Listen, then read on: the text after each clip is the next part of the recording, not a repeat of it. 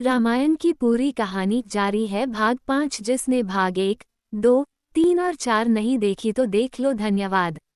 भाग 5। सनातन धर्म व भारतवर्ष के हर पहलू के बारे में हर माध्यम से जानकारी जुटाकर उसको संपूर्ण व सत्य रूप से आप लोगों तक पहुंचाना मेरा उद्देश्य है।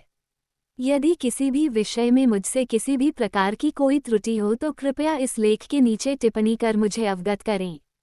और दोस्तों, बहुत विद्वानों का अपना अपना तर्क है और नीचे अपना तर्क बताया है। यदि आपको ठीक लगे तो सही, नहीं तो आप अपने तर्क से सोचें। श्री राम के वनवास की कहानी। अपने चारों पुत्रों के विवाह के पश्चात राजा दशरथ का एकमात्र सपना था कि वो अपने ज्येष्ठ पुत्र राम को अयोध्या नगरी का राजा बनाए। इसलिए राजा दशरथ ने अपने कुल गुरु वशिष्ठ से विमर्श करके राम का राज्याभिषेक निश्चित किया। राम के राज्याभिषेक के लिए तैयारियां शुरू कर दी गई तथा पूरी अयोध्या नगरी की जनता अपने नए राजा को पाने के लिए उत्साहित थे। श्री राम हमेशा से ही जनता तथा अपने परिवार जन के प्यारे थे, लेकिन शायद नियति को कुछ और ही मंजूर था, जिस वजह से राम की सौतेली माता राजा दशरथ की दूसरी पत्नी महारानी कैकेयी की दासी मंथरा ने उनको उकसाया। मंथरा ने रानी कैकेयी के मन में ये भ्रम पैदा किया कि राजा दशरथ उनके पुत्र भरत को ननिहाल भेजकर श्री राम को राजा बनाने के प्रयत्न कर रहे हैं। तब मंथरा ने कि वह राम की जगह अपने पुत्र भरत को अयोध्या का राजा बनाए। तुम्हारे पास अभी भी समय है, तुम चाहो तो राम की स्थान पर अपने पुत्र भरत को अयोध्या का राजा बना सकती हो। रानी कैकेयी के 2 वचन।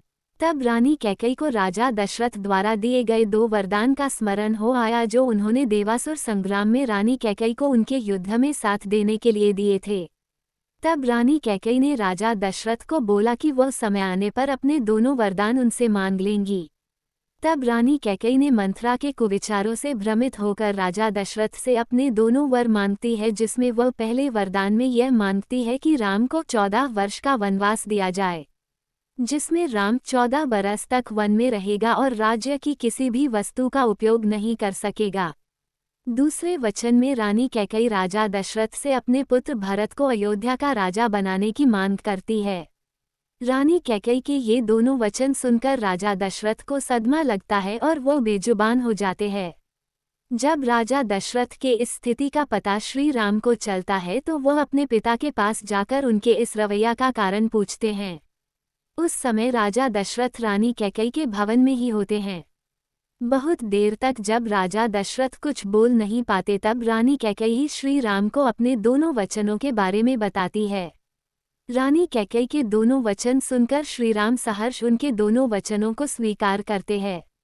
अगले ही दिन जब राम के वनवास की खबर नगर में फैलती है तो पूरे नगर में बगावत जैसे स्वर फूटने लगते हैं। देवी सीता अपने पति श्रीराम के साथ वनवास पर जाने का निश्चय करती है।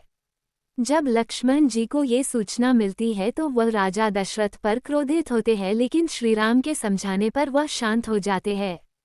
लक्ष्मण अपने भैया राम से बहुत स्नेह करते थे, इसलिए वे भी श्रीराम के साथ वनवास पर चले जाते हैं।